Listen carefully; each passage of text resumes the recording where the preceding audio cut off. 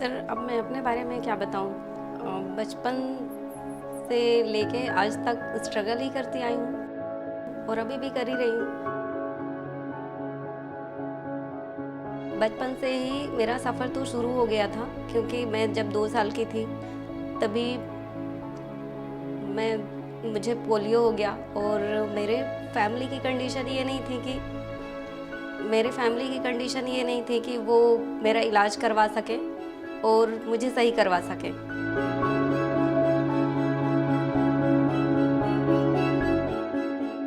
अपनी ज़िंदगी की स्टोरी।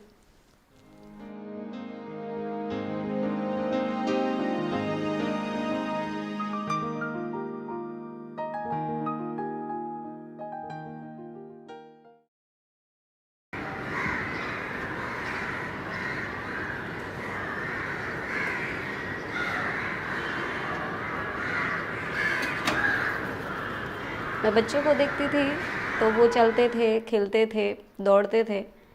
मुझे भी लगता था कि काश मैं भी उन्हीं की तरह चल सकती। मैं 5 क्लास में थी, उसके बाद मैं फ़ेल हो गई। उस वक्त मुझे बहुत दुख हुआ, कैसे फेस करूं लोगों को, और स्कूल में कैसे फेस करूंगी अपने फ्रेंड्स लोगों को कि मैं फ़ेल हो गई और वो लोग आगे बढ़ गए। उसके बाद मेरे अंदर हिम्मत आई और मैंने प्रिपरेशन की और फिर से मैंने पढ़ाई की। और उसके बाद मैं कभी फ़ेल नहीं हुई। मैंने 12th पास किया, बीए किया, एमए किया।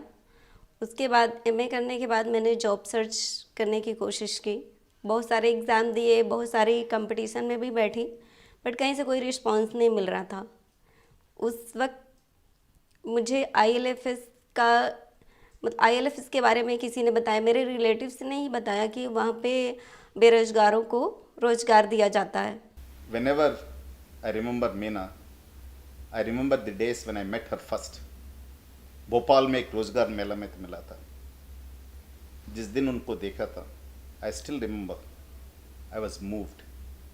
I was actually tears in my eyes.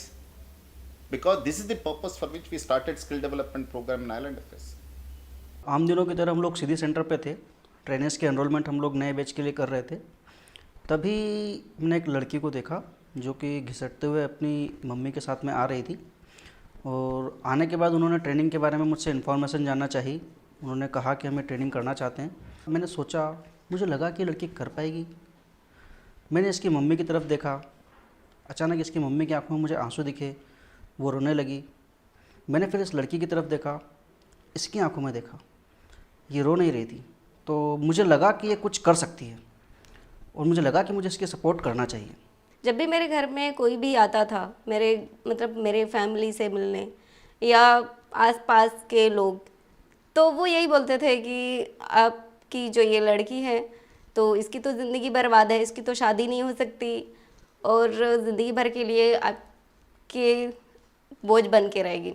उस वक्त मुझे बहुत दुख होता था, बट मैंने ये सोचा कि मैं अपनी फैमिली के लिए बोझ नहीं बनूंगी, बल्कि उनका सहारा खुद ही बनूंगी और उनको खुद पालूंगी। उनको भी मेरे ऊपर गर्व होगा कि मैं लड़की नहीं, उनके लिए बोझ नहीं,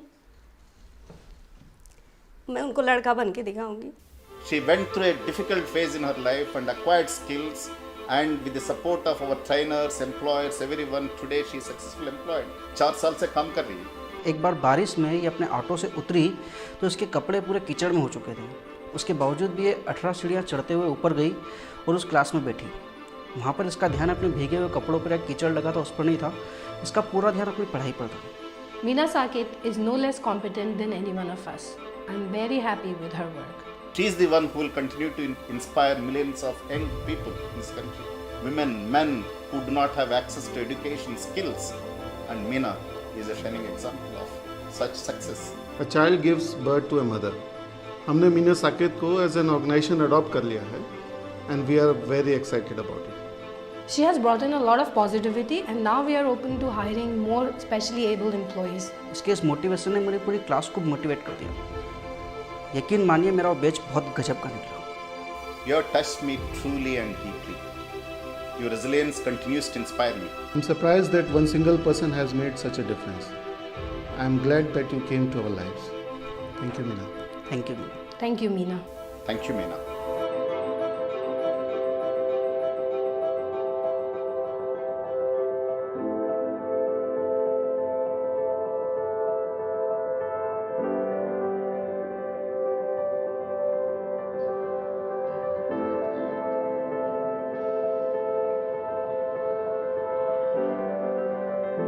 थैंक यू मीना नहीं, थैंक यू ILFS।